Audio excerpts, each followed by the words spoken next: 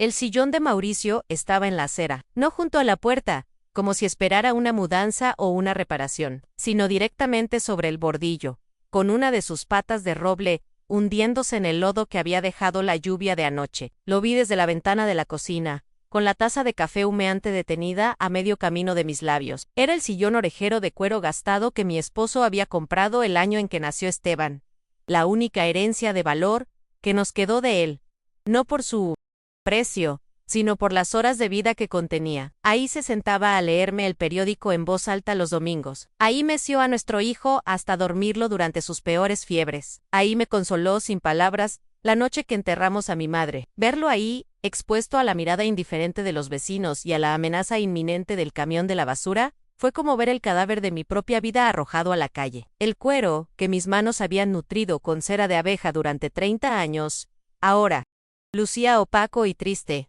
como la piel de un animal abandonado. Una grieta, que conocía de memoria como la palma de mi mano, se abría en el reposabrazos derecho, un mapa de todas las siestas y las preocupaciones que habíamos compartido. Sentí un frío que no venía de la mañana húmeda de Madrid, sino de las profundidades de mi pecho, un hielo que me paralizó los huesos y me dejó sin aire. La taza empezó a temblar en mi mano, no con un movimiento leve, sino con un traqueteo violento que amenazaba con derramar el líquido oscuro sobre el suelo de baldosas que yo misma había fregado una hora antes. Escuché sus pasos detrás de mí, no necesitaba girarme para saber quién era. El sonido de sus zapatillas de marca, un susurro caro y blando sobre el suelo, era tan ajeno a esa casa como el perfume dulzón de Mariana que ahora impregnaba hasta las cortinas. Era el sonido de la invasión. Ya era hora de hacer espacio, mamá, dijo Esteban. Su voz, la misma que me había llamado entre sollozos en mitad de la noche durante toda su infancia, sonó plana, desprovista de cualquier emoción, como si comentara el estado del tiempo. Mariana quiere poner una de esas lámparas de pie que se arquean. El sillón no combinaba. No combinaba. La palabra resonó en el vacío de la cocina, un espacio que antes olía a mis guisos, a canela y a pan recién hecho, y que ahora apestaba a ambientadores artificiales con olor a brisa marina y a la soberbia de mi nuera. Dejé la taza sobre la encimera, con un golpe sordo, cuidando que no se rompiera, porque hasta ese pequeño acto de violencia me parecía un lujo que no podía permitirme. Todavía no me giré lentamente para enfrentarlo. Mi hijo en un hombre de casi 40 años, con el cabello perfectamente peinado, la ropa impecable, y una mirada que había aprendido a esquivar la mía. En sus ojos ya no quedaba ni el rastro del niño que se colgaba de mi falda, el que me prometía que me cuidaría cuando fuera viejo, el que una vez, con la cara manchada de lágrimas y mocos, me hizo jurar que nunca me moriría. Ahora me miraba como se mira a un obstáculo, a un mueble viejo que estorba. Peor aún, como si yo fuera una extraña que se había colado en su casa. Su casa hay silencios que gritan más que cualquier palabra, que te ahogan desde dentro. Si alguna vez has sentido uno de esos, cuéntame desde dónde me escuchas. ¿Qué edad tienes? A veces, saber que no estamos solas es el primer paso para encontrar la propia voz. Mariana apareció en el umbral que separaba la cocina del salón, envuelta en una bata de seda color champán. Sostenía una taza de porcelana blanca, seguramente del juego carísimo que se había comprado la semana pasada por internet. Me dedicó esa sonrisa suya, una línea delgada y torcida que no llegaba a sus ojos y que solo aparecía cuando detectaba mi dolor. Era la sonrisa de un depredador que ha acorralado a su presa. Celia, cariño, dijo, arrastrando las sílabas como si le costara un esfuerzo sobrehumano dirigirme la palabra. No pongas esa cara, es solo un trasto viejo. Te compraremos uno nuevo, más moderno. Aunque, la verdad, con el poco tiempo que pasas en el salón, dejó la frase flotando en el aire, cargada de veneno. La amenaza era clara. Yo ya no pertenecía a los espacios comunes. Mi lugar era el cuarto del fondo, ese cubículo húmedo y oscuro donde antes guardábamos las herramientas de jardinería y los trastos rotos, y donde ahora me habían exiliado a mí. No respondí a mi silencio, se hizo denso, pesado. Loss. Miré a los dos, de pie, juntos, un frente unido contra mí. Él, el hijo por el que había vendido mis únicas joyas para pagarle la universidad. Ella, la mujer que había llegado a mi casa con una maleta, y que ahora se comportaba como la dueña y señora de mi vida entera. Comprendí en ese instante, con una claridad que me heló el alma, que el vaso no se había colmado aún, se había roto en 1000 pedazos, y cada fragmento era un recuerdo de un sacrificio, una humillación, una palabra no dicha. Record Elda. que movieron mis medicinas del baño a una caja de cartón porque Mariana necesitaba más espacio. Recordé la Navidad en que cociné para ellos su plato favorito, y se fueron a cenar fuera sin avisar, dejándome sola con la mesa puesta. Recordé cada vez que Esteban me pedía que bajara el volumen del televisor, porque Mariana estaba estresada. Cada vez que sus amigos venían de visita y me pedían amablemente que me quedara en mi cuarto para no incomodar. El sonido lejano del motor del camión de la basura se acercó por la calle, un rugido grave, que era la banda sonora de mi propia ejecución. Vi por la ventana como dos hombres con uniformes naranjas bajaban, y, sin ninguna ceremonia, agarraban el sillón de Mauricio en uno por cada lado. Lo levantaron con un esfuerzo que me pareció brutal, casi en sacrilegio. Por un segundo, quise gritar. Quise correr hacia la puerta y suplicarles que lo dejaran, que era mío, que era todo lo que me quedaba de Ellen, pero mis pies estaban pegados al suelo. Mi voz, atrapada en la garganta. Solo pude ver cómo lo lanzaban a la parte trasera del camión, donde una prensa hidráulica lo esperaba. Hubo un crujido espantoso, el sonido de la madera de roble partiéndose, y luego el gemido metálico de la máquina al compactarlo. El sillón desapareció, triturado, engullido, borrado de la existencia en menos de 10 segundos. Esteban desvió la mirada. Quizás, solo quizás, sintió una punzada de algo parecido a la vergüenza. Mariana, en cambio, soltó una risita ahogada. Bueno, un problema menos, dijo, y se sirvió más café. Fue en ese preciso instante, mientras el eco de la destrucción de mi pasado todavía vibraba en el aire, que algo dentro de mí cambió de forma irreversible. El dolor no se fue, pero se transformó. Se endureció, convirtiéndose en algo afilado y frío, un trozo de hielo, donde antes latía un corazón herido. Ya no había lágrimas, ya no había súplicas silenciosas, ya no había esperanza de que mi hijo recordara quién era yo. Solo había una certeza.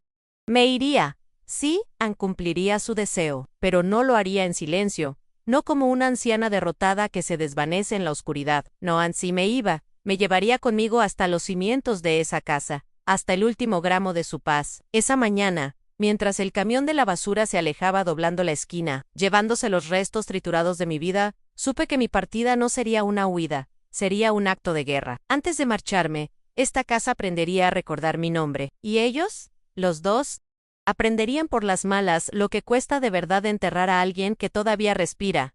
La rabia es un combustible extraño, te calienta las entrañas, te da una lucidez febril, pero para arder de verdad, necesita memoria. Y la mía, esa noche, mientras el silencio de la casa se volvía espeso y hostil, se encendió con la fuerza de un incendio forestal, devorando 30 años de recuerdos para encontrar el origen de la ceniza. Todo había empezado con amor, un amor tan vasto y sólido como los cimientos de esa misma casa. Me llamo Celia García, y mi vida, antes de ser este páramo de humillaciones, fue un jardín cuidado con esmero. Me casé con Mauricio a los 20 años. Un hombre bueno cuyo único defecto fue marcharse demasiado pronto. Su risa era el sonido más habitual en estas paredes.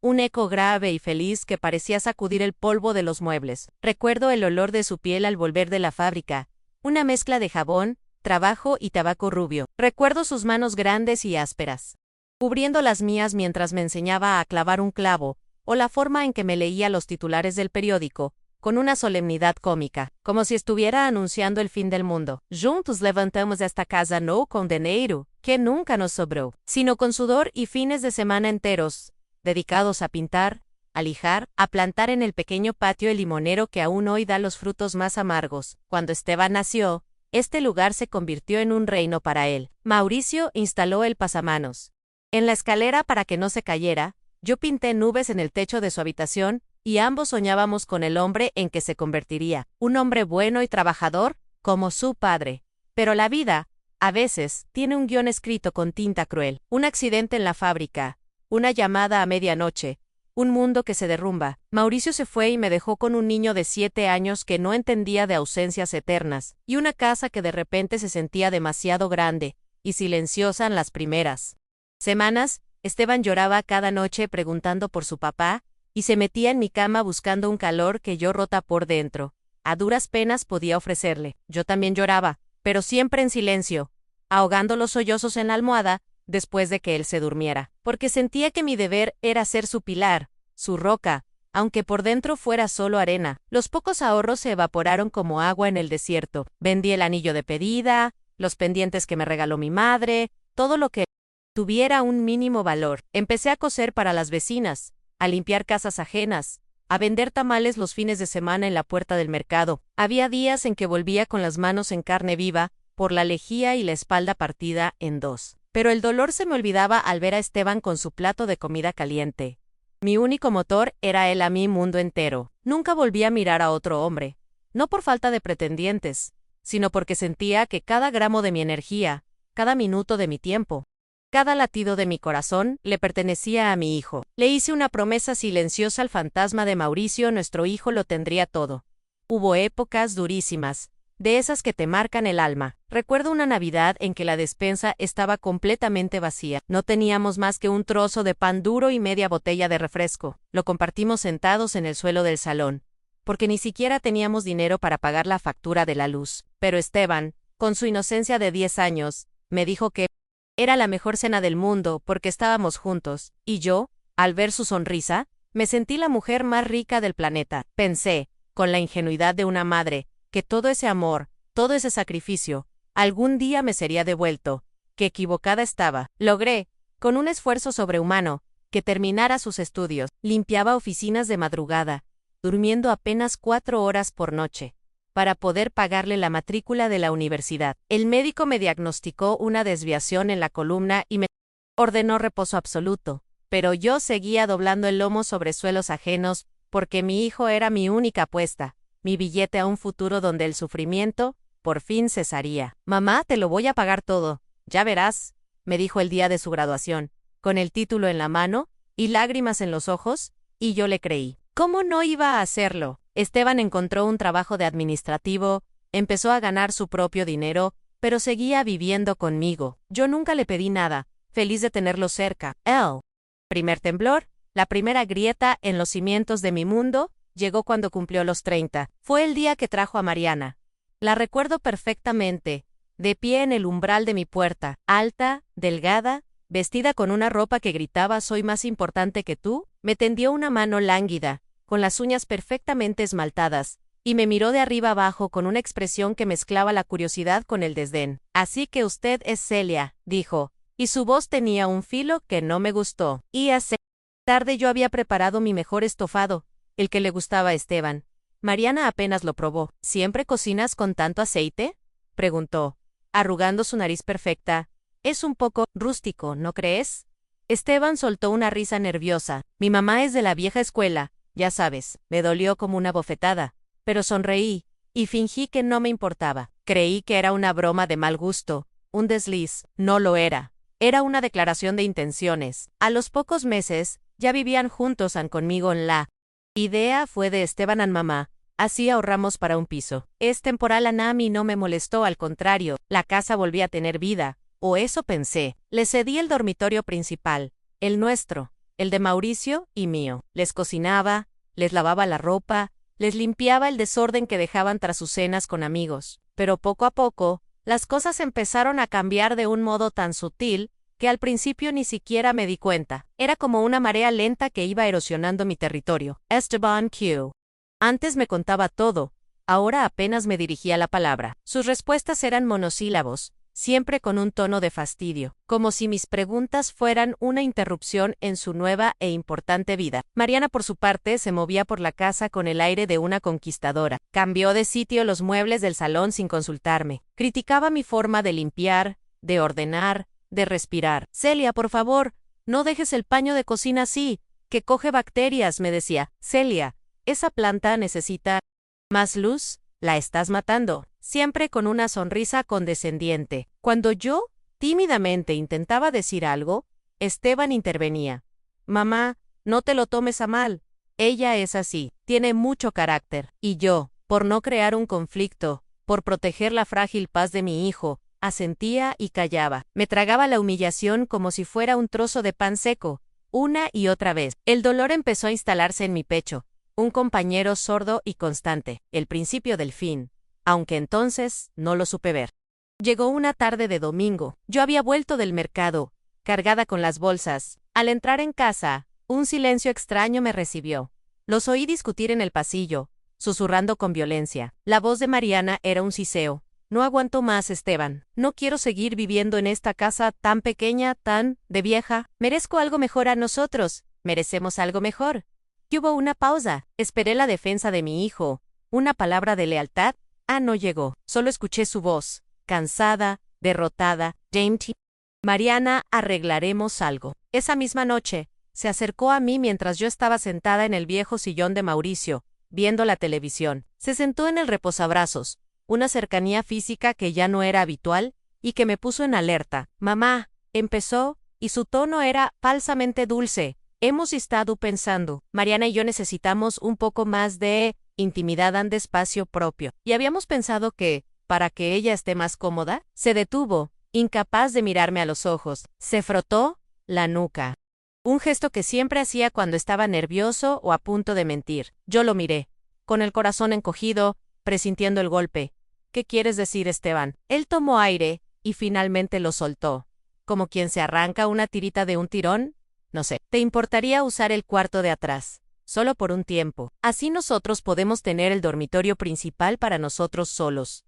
Ya sabes, para estar más a gusto. La pregunta de mi hijo quedó suspendida en el aire del salón tan cargada de falsas buenas intenciones, que casi podía tocarla. ¿Te importaría usar el cuarto de atrás? No era una pregunta, era una orden envuelta en el celofán de la cortesía. Mi corazón dio un vuelco, un golpe seco y doloroso contra mis costillas. Vi el rostro de Mauricio en mi mente, su sonrisa, y sentí una oleada de traición tan intensa que me mareó. Este era nuestro cuarto, el santuario donde habíamos construido una vida.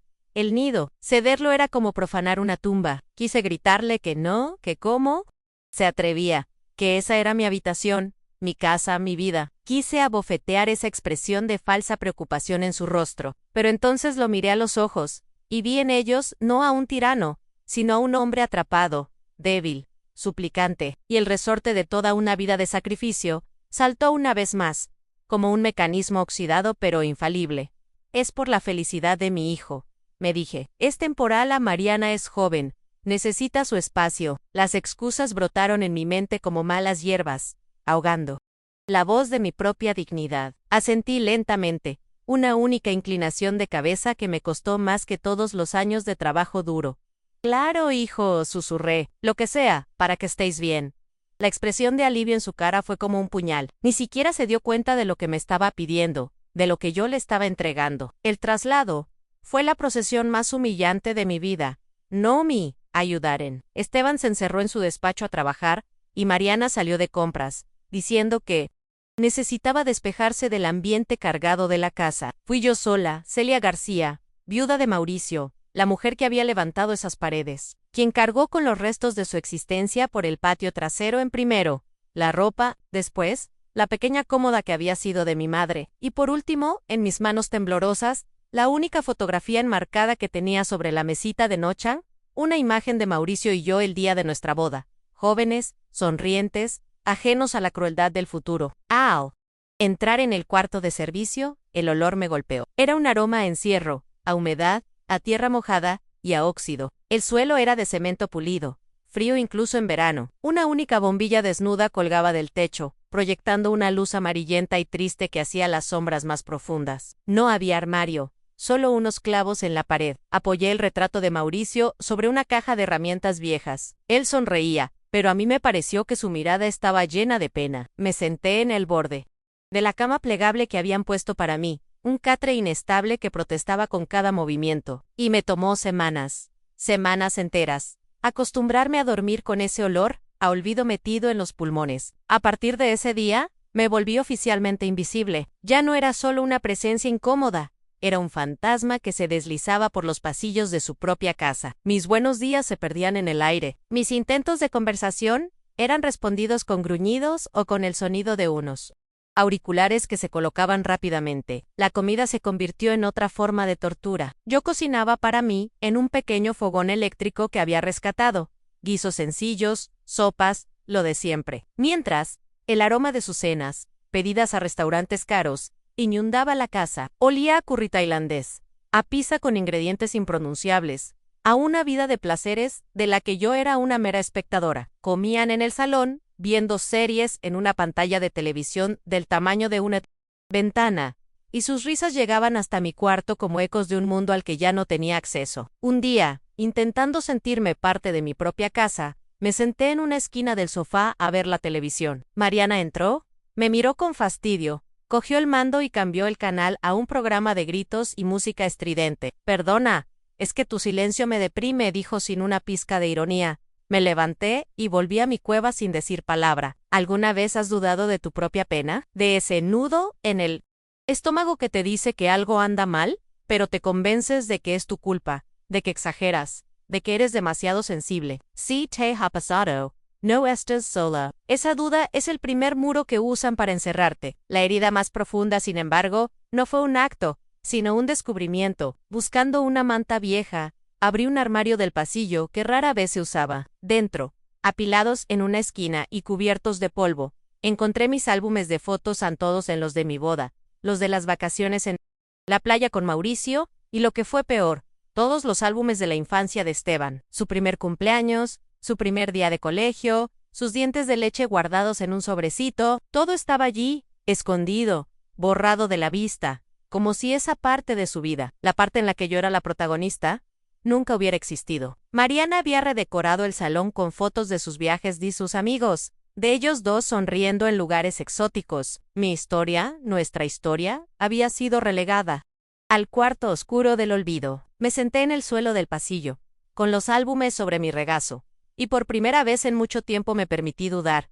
no de ellos, sino de mí, porque aguantaba. Seguía aferrada a la idea de que Esteban era mi hijo, y que un hijo no olvida. Me repetía esa frase como un mantra, como una oración desesperada, pero la evidencia gritaba lo contrario. Mi hijo, mi Esteban, ya no existía, había sido reemplazado por ese extraño que me llamaba mamá con la boca pequeña. La revelación final, la que destrozó el último hilo de esperanza al que me aferraba, llegó una tarde de martes. Yo estaba barriendo las hojas secas del patio, moviéndome en silencio para no molestar. La ventana de la cocina estaba abierta, y escuché la voz de Mariana, hablando por teléfono con una de sus amigas. Su tono era aburrido, casi porraizoso. Sí, tía, todavía sigue aquí. La vieja no pilla la indirecta. Es que no sé qué más hacer para que se largue de una vez. Te lo juro, es un estorbo. Ocupa espacio, da mala energía a la casa. Me quedé paralizada, con la escoba en la mano. El corazón me empezó a latir con una fuerza desbocada. Un tambor en mitad del silencio. Cada palabra era un golpe. La vieja estorbo aunque me largue. Entonces oí los pasos de Esteban entrando en la cocina, y el sonido de la nevera al abrirse. ¿Sigue aquí?, le preguntó Mariana a él, bajando un poco la voz. Haz algo, por favor. Dile que se vaya a un asilo. O con tu tía a Veracruz. Yo qué sé, pero que se vaya ya. Se hizo un silencio que para mí duró una eternidad. Contuve la respiración, rezando, suplicando a un Dios en el que ya no creía que mi hijo dijera algo, que me defendiera, que le pusiera un límite. Y entonces escuché su voz, tan tranquila, tan indiferente como si estuviera decidiendo qué cenar. Créeme, Mariana, dijo, si se va de una vez, a todos nos haría un favor. A mí el primero no me moví, no grité, no lloré, simplemente me quedé allí, de pie en mitad del patio, sintiendo como el mundo se desmoronaba a mi alrededor. El hijo al que le di la vida me acababa de sentenciar a muerte, ¿no? Me vieron, terminaron su conversación, y se fueron al salón a ver la televisión. Yo, como una autómata, terminé de barrer las hojas. Guardé la escoba y caminé lentamente hacia mi cuarto, ese cubículo oscuro al fondo del patio.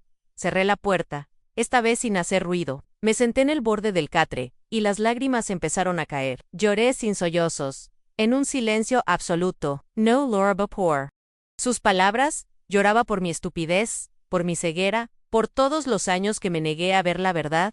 Ya no había duda. Ya no era bienvenida, era basura que aún no habían sacado a la acera. Las lágrimas se detuvieron de golpe. Me sequé la cara con el dorso de la mano. Me levanté y arrastré de debajo de la cama una vieja caja de galletas, una caja de metal oxidada que nadie sabía que existía. Dentro, no había joyas ni dinero, solo papeles, documentos, la llave de mi pasado, y tal vez, la de mi futuro. Metí una pequeña llave en la cerradura. El sonido del metal al girar, un chirrido agudo y protestón. Fue el primer disparo de mi guerra, el chirrido de la llave en la cerradura de la caja de galletas. Fue el sonido de una nueva Celia naciendo en la oscuridad de ese cuarto húmedo. Dentro, el pasado me esperaba, no como un fantasma, sino como un arsenal. Olía a papel viejo y a metal frío. Mis dedos, torpes por la emoción, apartaron un par de medallas de bautizo y un mechón de pelo de Esteban. Guardado en un sobre debajo de todo, estaba el título de propiedad de la casa. Lo desplegué con un cuidado reverencial sobre mis rodillas. Era un documento amarillento, con los bordes gastados, pero las firmas de Mauricio y del notario eran claras y firmes. Y allí, en la cláusula de herencia, mi nombre, Celia García, como única y absoluta propietaria. Ellos no lo sabían. En su arrogancia, en su prisa por borrarme, habían asumido que la casa era de Esteban por derecho de sangre o tal vez. Era un bien compartido. Nunca se habían molestado en preguntar en Investigar. Daban por hecho que yo era una ignorante, una vieja sin recursos ni poder. Y ese, su mayo desprecio, se había convertido en mi mejor arma. Este papel, pensé, sintiendo su peso en mis manos, este papel no es un recuerdo, Ismi y Igorcito. Esa noche no dormí. Con la luz tenue de la bombilla y un viejo cuaderno de cuentas, empecé a trazar mi plan. No era un arrebato de rabia, era una estrategia militar. En la página escribí activos, y debajo, una lista en la casa, la pequeña cuenta de ahorros que mantenía en secreto, las pocas joyas que me quedaban escondidas en el forro de una bota vieja. En la página siguiente escribían pasos. 1. En copia certificada del título.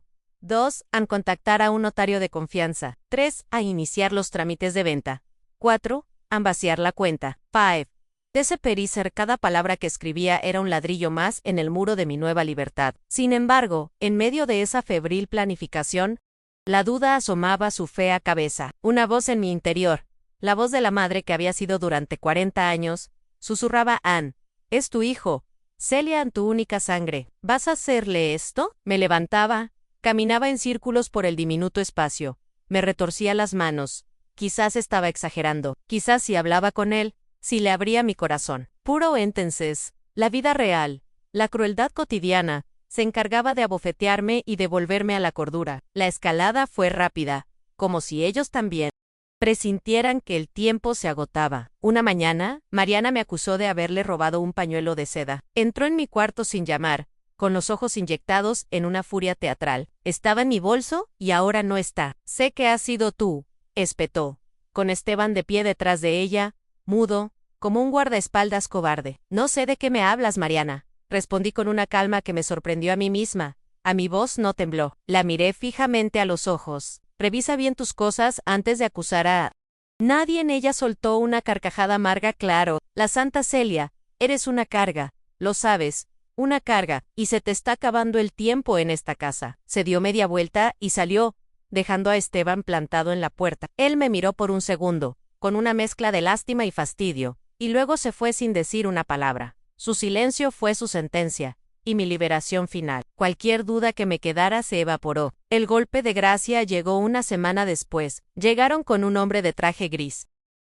Lo presentaron como un amigo arquitecto que venía a darles ideas para una futura remodelación. Pero yo sabía que mentían. Lo supe por la sonrisa de víbora de Mariana y por la forma en que Esteban evitaba mi mirada, concentrándose en un punto inexistente de la pared. El hombre paseó por mi casa, por nuestra casa, con un metro láser y una libreta. Medía las paredes del salón, la altura del techo, la luz que entraba por las ventanas. Cada bip de su aparato era una profanación.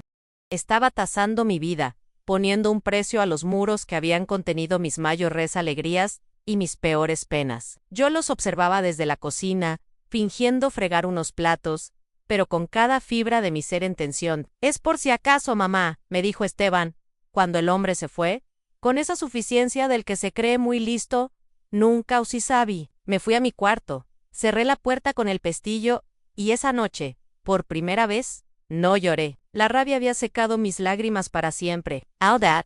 Siguiente. Llevé a cabo el primer paso de mi plan. Me puse mi mejor vestido, el que usaba para las bodas y los bautizos, y fui al centro. Entré en la notaría más antigua de la ciudad, un lugar que olía a madera, a papel y a secretos bien guardados. El notario, un hombre mayo de gafas gruesas, me escuchó con paciencia. Le pedí una copia certificada del título de propiedad. La revisó, asintió y me la entregó.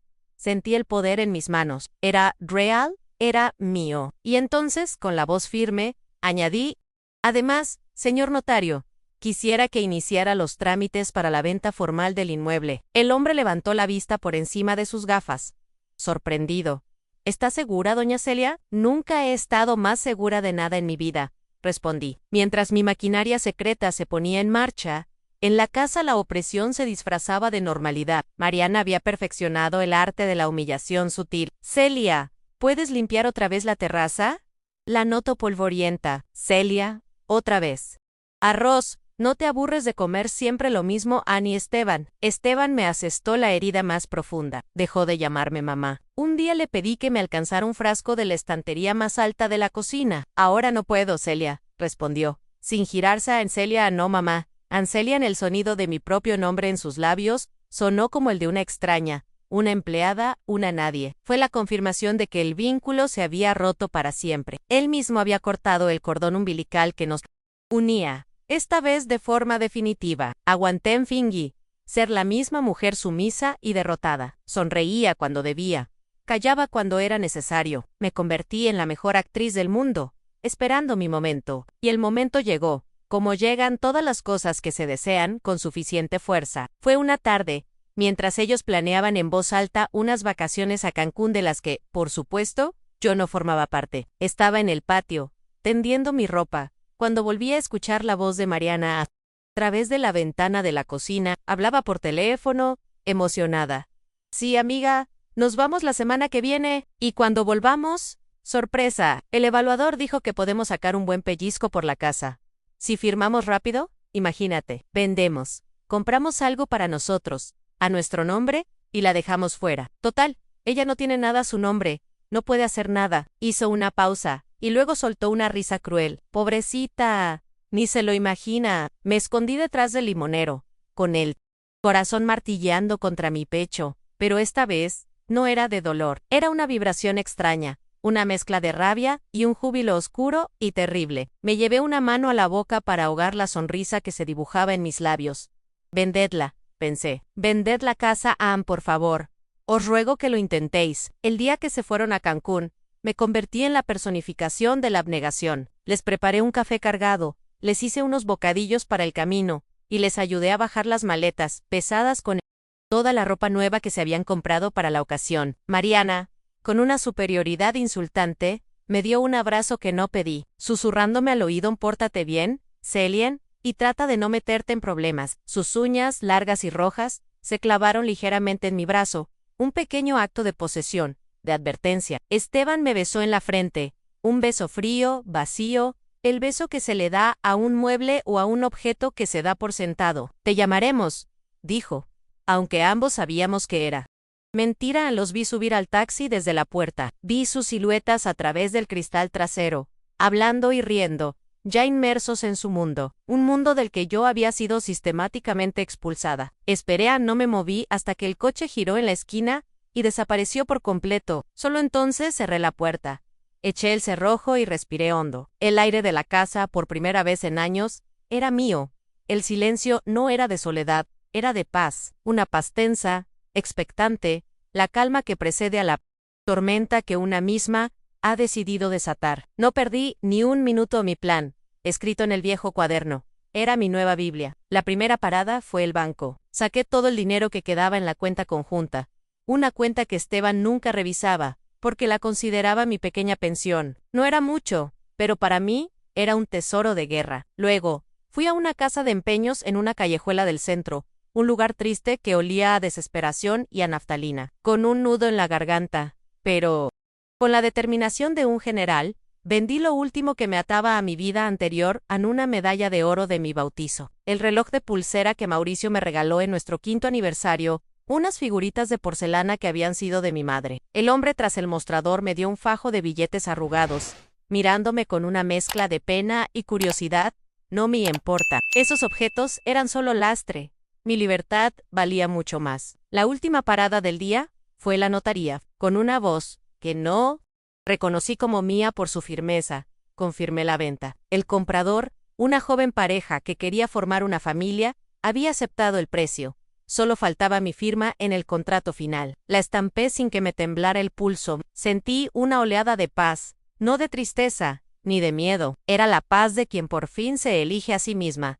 Tenía un plan de huida, pero no tenía un destino. Pensaba ir a una pensión barata en alguna ciudad del sur, vivir con lo poco que había reunido hasta que el dinero de la venta se hiciera efectivo en una cuenta nueva, una cuenta solo a mi nombre, vivir de forma anónima, desaparecer. Pero el destino, a veces, teje sus propios mapas. Justo cuando estaba en casa, empacando en una pequeña maleta lo imprescindible, alguien llamó a la puerta. Unos golpes firmes, serenos. Mi corazón se detuvo. ¿Se habrían enterado? ¿Habrían vuelto antes? Miré por la mirilla, era un hombre que no conocía, un hombre alto, de unos 70 años, con la piel curtida por el sol y un sombrero de paja en la mano. Sus ojos eran claros y su mirada directa y honesta. Abrí la puerta apenas una rendija. ¿Sí? El hombre se quitó el sombrero, en un gesto de respeto, que ya había olvidado que existía. «¿Celia García?», preguntó. Su voz era grave, tranquila. «Soy Darío Anera, amigo de su hermana, de Elena». El nombre de mi hermana, muerta hacía ya 5 años, fue como una ráfaga de viento fresco en el aire, viciado de mi vida en Elena, en mi hermana pequeña, la que vivía en Santa Lucía, el pueblo de nuestros padres, en un pequeño terreno que habíamos heredado juntas. Lo invite a pasar. Se sentó en la silla de la cocina, dejando su sombrero sobre la mesa. Se sentía incómodo en la modernidad forzada de Mariana, en ese ambiente que no era el mío. «Disculpe que me presente así», dijo, «pero es que encontré unas cosas suyas. Su hermana me pidió que las guardara por si algún día. Bueno, por si algún día las necesitaba. Anoche soñé con usted. Doña Celia ni algo me dijo que el momento era ahora». Me extendió un sobre grande, amarillento y abultado. Lo tomé con manos temblorosas. Dentro había un fajo de cartas atadas con una cinta azul, varias fotos viejas y un croquis del terreno dibujado a mano. Y encima de todo, una carta suelta, dirigida a mí, con la caligrafía elegante y puntiaguda de Elena Me. Senté frente a Darío y, pidiéndole permiso con la mirada, abrí la carta. La tinta azul se había desvaído un poco, pero cada palabra era un abrazo desde el más allá. «Mi querida Celia», empezaba en «si estás leyendo esto, es porque la vida te ha puesto a prueba una vez más. Siempre he sabido que de las dos, tú eras la fuerte, la que aguantaba los golpes sin quejarse. Quizás por eso la vida te ha dado más de los que te tocaban. Sé que ahora mismo te sientes sola, pero no lo estás. Recuerda nuestro terreno en Santa Lucía. A la mitad de ese trozo de tierra es tuyo. No es mucho. La casa está vieja, pero las raíces son profundas, y el aire es limpio. Es un lugar para volver a empezar. Un lugar donde nadie te dirá lo que tienes que hacer ni cuánto vales. Te dejo este mapa para que no te pierdas. Y te dejo mi fe en ti, hermana. Siempre supe que sabrías levantarte cuando nadie más creyera en ti. Ve. Celia reclama lo que es tuyo. Ann vive. Las lágrimas, esas que creías secas para siempre, volvieron a brotar, pero esta vez eran distintas. No eran lágrimas de dolor ni de rabia. Eran de gratitud, de un amor que ni la muerte había podido romper. La carta de mi hermana no era solo un consuelo, era una revelación. Un camino. Ann ya no tenía que huir a una ciudad anónima y hostil. Tenía un hogar esperándome. Unas raíces. Darío me miraba en silencio, respetuoso. El cóntito deu. La jebo de Estaban, de Mariana, del sillón en la acera, de la venta de la casa. Él escuchaba sintiendo, con la mandíbula apretada. Su hermana siempre tuvo miedo de que ese muchacho se desviara. Dijo finalmente. Decía que usted le daba demasiado, que de tanto protegerlo del mundo, no lo dejó crecer. La verdad de sus palabras me dolió, pero era una verdad necesaria. ¿El terreno sigue ahí?, pregunté, con un hilo de voz. Sigue ahí, confirmó Darío descuidado, pero firme. Las paredes están mal, pero el alma de la casa sigue intacta. La llegada de Darío, la carta de mi hermana, no era una casualidad, era una señal. Entendí la verdadera gravedad de mi situación, no por el peligro que representaban Esteban y Mariana, sino por la preciosidad de la oportunidad que se me presentaba. Tenía la obligación, no solo de castigarlos, sino de salvarme a mí misma, de honrar la fe que mi hermana había depositado en mí. Mi plan ya no era solo un acto de justicia, se había convertido en un proyecto de vida. Esa misma tarde, cuando Darío se fue, prometiendo ayudarme en todo lo que necesitara, llamé a la compañía de mudanzas, no para llevarme los muebles de Mariana, sino para que recogieran las pocas cosas que eran mías y las llevaran a una dirección en Santa Lucía. Luego, llamé a Darío. ¿Electricidad en la casa?, le pregunté. No, pero podemos poner un generador. Yo le ayudo, respondió. ¿Hay transporte hasta allá? Y hubo una pausa. Yo mismo la llevo, doña Celia, dijo. No lo hago por compromiso, lo hago porque yo también ando buscando algo que le dé sentido a mis días. Colgué el teléfono. Miré el retrato de Mauricio, que seguía sonriendo desde la caja de herramientas. Cogí el marco. Lo limpié con mi falda y lo apreté contra mi pecho. Mauricio, mi amor, susurré, es hora de volver a casa, no a esta ala nuestra. La última noche en esa casa fue el acto de un fantasma con un propósito. Me moví por las habitaciones en un silencio absoluto, una sombra que ya no pedía permiso. La casa, despojada de su presencia, se sentía como un cascarón vacío, un escenario esperando la última escena. Fui al dormitorio principal, el que había sido mío y de Mauricio, ahora convertido en el templo de mal gusto de Mariana. Su perfume caro y dulzón flotaba en el aire, pero debajo, sí. Me concentraba, todavía podía oler el recuerdo de la lavanda que yo ponía en los armarios. Sobre la cama deshecha, con sábanas de un satén resbaladizo que siempre me parecieron frías, dejé mi carta de despedida. No era la carta larga y dolorosa que había escrito en un principio. Esa la rompí en 1000 pedazos. La nueva era breve, fría y notarial. Apenas 4 líneas han por medio de la presente. Se les notifica que el inmueble situado en esta dirección ha sido legalmente vendido a sus nuevos propietarios. Disponen de 48 horas para desalojar la propiedad. Los objetos restantes serán considerados abandonados. Atentamente, Celia García, única y legítima propietaria. La doblé y la coloqué sobre la almohada de Esteban, justo donde él pondría su cabeza. Luego, hice un último recorrido. Caminé por el salón, mis pies descalzos sobre la alfombra de pelo que Mariana había comprado. Miré sus objetos, sus adornos caros, y sin alma en el jarrón de diseño, con flores de plástico, los libros duros, fotografía con las páginas intactas, la lámpara de arco, que había desterrado el sillón de mi esposo. No sentía nada por ellos, ni rabia ni envidia, eran solo cosas, símbolos de un vacío que intentaban llenar con dinero. Mi única tentación fue la foto de Esteban que tenían en la repisa, una foto reciente donde sonreía a la cámara con una seguridad que no era suya, sino prestada de ella. Por un instante, quise tomarla, quizás para recordar al hijo que perdí, pero me contuve. Ese hombre, de la foto, ya no era mi hijo, era su creación, de mi vida anterior. Solo tomé una cosa, del fondo de un cajón de la cocina, saqué un pequeño pájaro de madera, toscamente tallado. Mauricio lo había hecho para mí una tarde de lluvia, con una navaja y un trozo de leña. Cabía en la palma de mi mano. Lo apreté con fuerza, y me lo guardé en el bolsillo. Era todo el hogar que necesitaba llevar conmigo. Darío llegó a las 6 de la mañana, puntual como un reloj. Su camioneta, un modelo antiguo pero robusto y cuidado, esperaba en la esquina, con el motor en marcha. Subí mis 2 maletas, las únicas que llevaba, y me senté en el asiento del copiloto. No miré la casa al marcharme. No quise darle esa última satisfacción. El viaje fue largo, un éxodo de varias horas que me llevó del asfalto gris de Madrid a los campos verdes y ocres de Castilla. Al principio, un miedo helado me atenazaba. ¿Y si había cometido un error? ¿Y si no podía con esto? Era una mujer de 72 años, sola, camino a una ruina.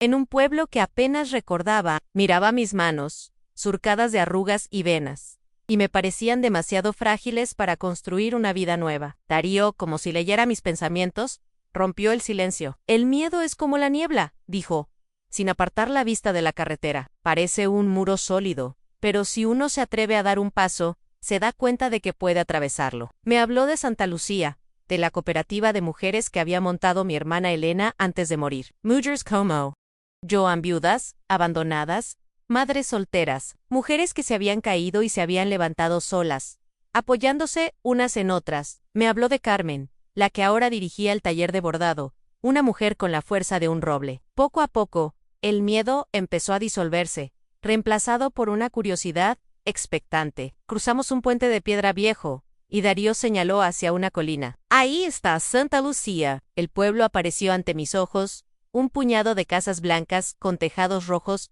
aferodas, la ladera como un rebaño de ovejas. Sentí algo que no había experimentado en décadas aún, sensación de pertenencia. Al llegar al terreno, mi corazón se encogió un poco. Estaba tal como Darío lo había descrito, han descuidado, lleno de maleza, con los muros de la pequeña casa manchados de humedad. Pero al bajar de la camioneta y pisar esa tierra, mi tierra, supe que había llegado a casa. No había ruinas, solo historia esperando ser reescrita. Darío abrió la puerta de madera, que protestó con un gemido.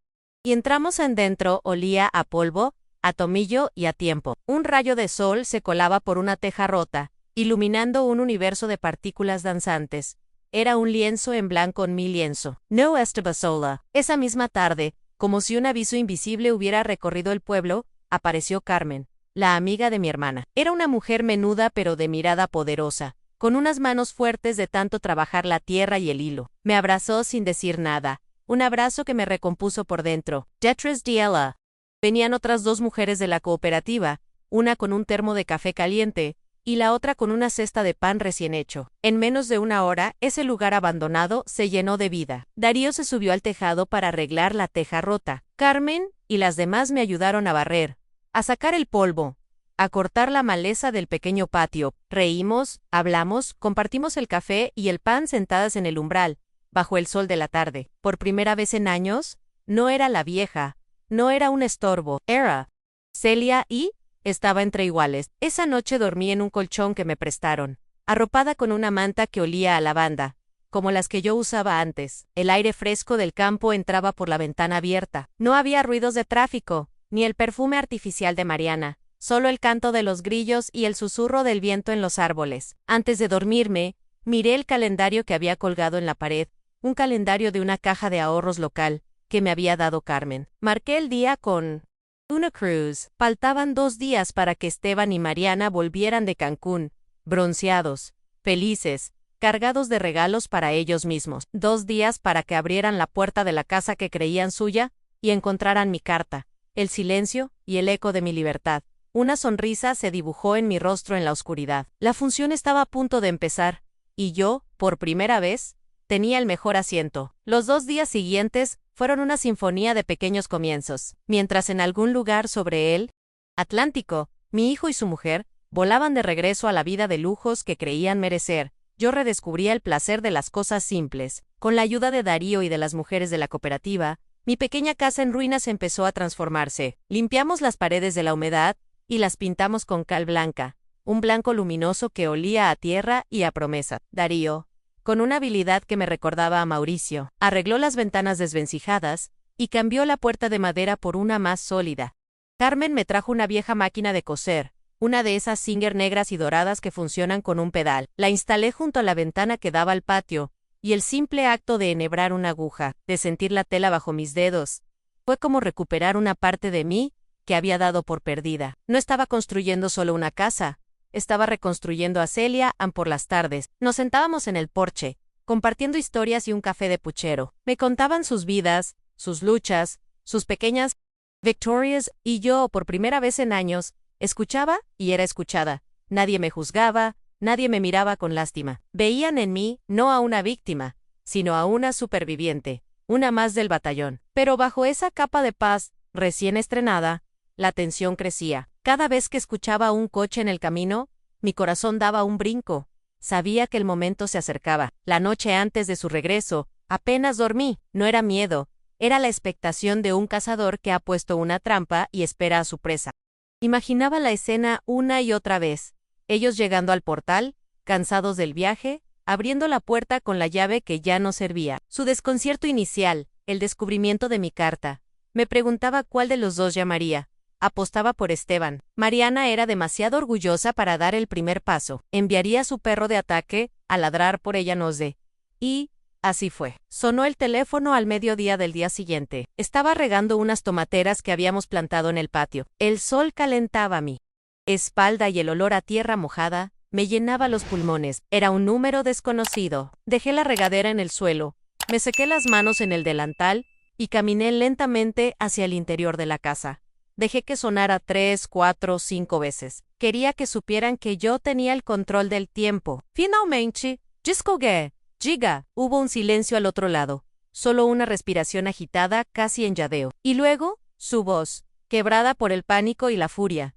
Mamá, mamá, ¿qué es esto? Chair has. Hecho Ann, sostuve el teléfono con firmeza. Mi voz, cuando salió, fue serena, casi fría. Hola, Esteban. Supongo que habéis vuelto de vacaciones. ¿Qué tal el tiempo por Cancún? No me vengas con esas la casa. ¿Qué has hecho con la casa? Hay una carta tuya aquí. Dice que la has vendido. Eso no es posible. No puedes haberlo hecho. Su voz subía de tono con cada palabra. bordeando la histeria. Podía imaginarlo, pálido, paseando de un lado a otro del salón que ya no era suyo. Claro que podía, respondí, con una calma que lo desarmó. Y lo he hecho. La casa está vendida. Legalmente. Nuestra casa. Has vendido nuestra casa. El hogar de nuestra familia. Gritó en una risa seca, sin alegría. Brotó de mi garganta. ¿Hogar? ¿Llamas hogar al lugar donde arrinconaste a tu madre en un cuarto de herramientas? ¿Llamas familia a la que te susurra al oído que serías más feliz si tu madre desapareciera? No, Esteban, eso no es un hogar. Es una jaula, y yo he decidido abrir la mía.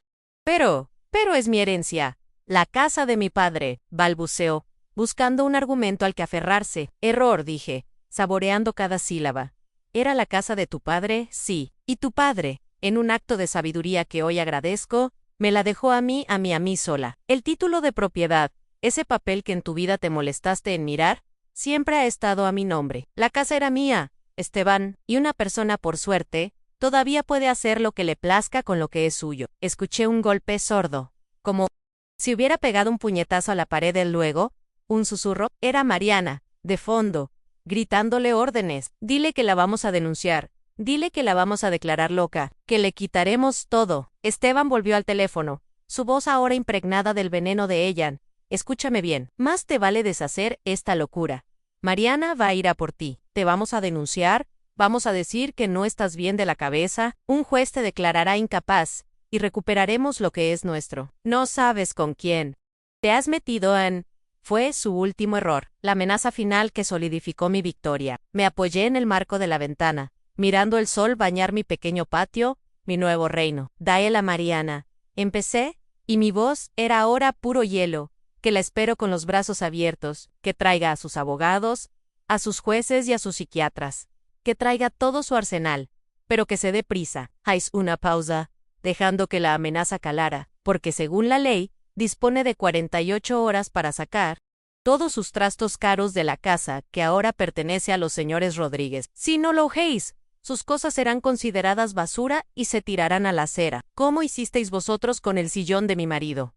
El reloj, Esteban, ya está en marcha. Tic, tac, an. Y sin esperar respuesta, colgué. Me quedé de pie, en mitad de la habitación, con el teléfono en la mano. Mis manos temblaban, sí, pero no de miedo. Temblaban por la descarga de adrenalina, por el poder de esa palabra final, por el sabor de la justicia poética. Había ganado. Quizás no la guerra, pero sí la batalla más importante. Había recuperado mi voz. Ese silencio, después de colgar, fue la victoria más dulce de toda mi vida. Si mi historia te ha acompañado hasta aquí, si ha tocado una fibra sensible en ti, compártela. A veces, la historia de una mujer es el mapa para la libertad de otra. Suscríbete si quieres saber cómo termina esta batalla, porque la guerra, amigos míos, apenas había comenzado. La guerra, como había predicho, no se hizo esperar. Pero ya no era una guerra de guerrillas en los pasillos de una casa, sino una campaña de difamación a cielo abierto. Tal como amenazaron, intentaron pintarme como una anciana senil y peligrosa. Mariana, moviendo los hilos desde la distancia, hizo que una mujer elegante y con voz de seda se presentara en Santa Lucía. Decía representar a una fundación para el bienestar del adulto mayo Ere, y empezó a hacer preguntas por el pueblo, insinuando que yo sufría delirios de persecución. Que mi decisión de aislarme era una señal de desequilibrio. Quería que me declararan incapaz, que un juez me arrebatara el derecho a decidir por mí misma, para así anular la venta de la casa y tomar el control de mi dinero. Pero no contaban con mi nuevo ejército. No contaban con la cooperativa. Carmen, Darío y las demás mujeres se convirtieron en mi muralla. Cuando la mujer de la fundación preguntaba por mí, ellas respondían con una sonrisa y un muro de silencio. Celia es la mujer más cuerda que conocemos, decían. Vino aquí a buscar paz, no a que la molestaran. La supuesta fundación se topó con una comunidad unida, que protegía a una de los suyas. Fracasaron en su siguiente movimiento. Fue más desesperado. Intentaron falsificar mi firma para vaciar la cuenta de ahorros que me quedaba. Un fraude burdo que el propio banco detectó. Cuando me llamaron para informarme, supe que había llegado el momento del golpe final. Ya no bastaba con defenderme. Tenía que atacar. Tenía que contar mi verdad.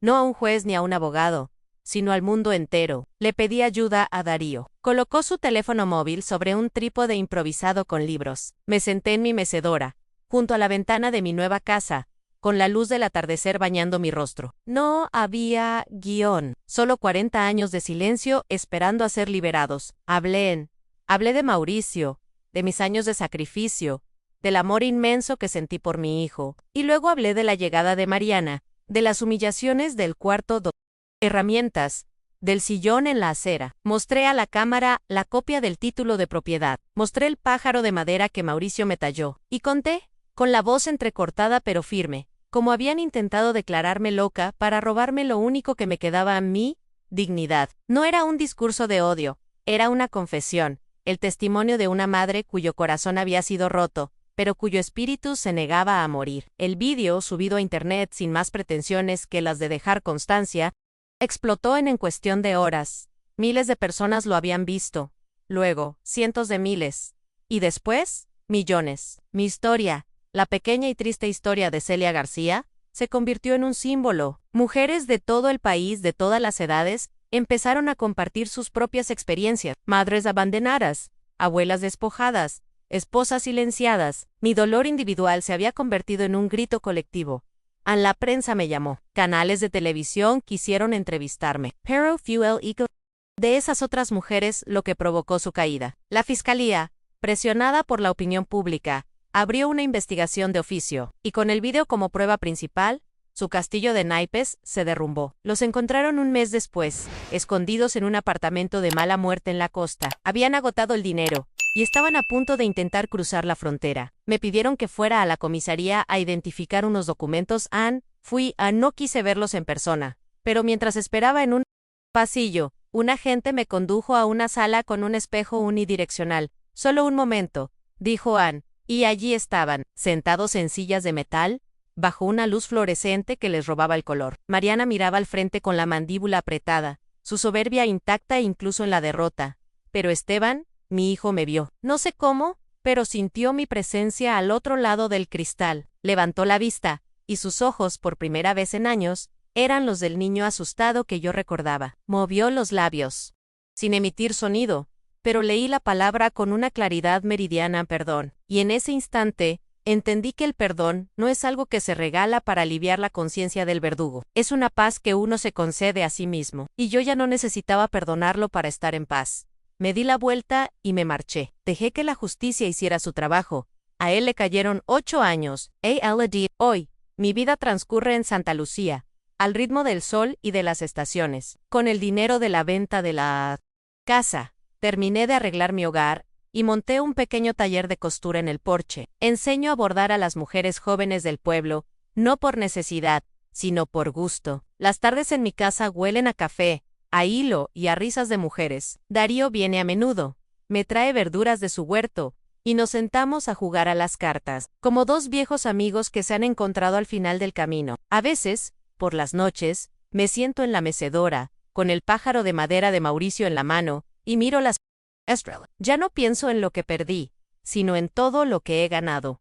No gané una casa ni dinero, gané el derecho a despertarme por la mañana, y que el primer pensamiento del día no sea el miedo. Gané una comunidad, una familia de mujeres valientes que me recuerdan cada día que no estoy sola, y me gané a mí misma. Una tarde, una chica muy joven llamó a mi puerta. Me entregó una bufanda de lana suave, de color azul. Mi abuela la ha hecho para usted, me dijo, tímida. Dice que gracias a su video, ella por fin se atrevió a denunciar a mi tío. Quería que tuviera esto. Guardo esa bufanda como si fuera el mayo ere de los tesoros, porque es la prueba de que contar tu historia puede cambiar la vida de alguien. Aprendí que un hogar no son 4 paredes, sino el lugar donde tu dignidad está a salvo. Aprendí que la verdadera familia no siempre es la de sangre, sino la que te elige y te sostiene cuando te caes. Y aprendí que nunca es tarde para dejar de pedir permiso para vivir. Mi historia es una entre miles. Quizás te suene familiar, quizás veas en ella el reflejo de tu madre, de tu abuela, de ti misma. Si sientes que tu voz necesita ser escuchada, no estás sola, escríbeme en los comentarios. Aquí, por fin, nos escuchamos.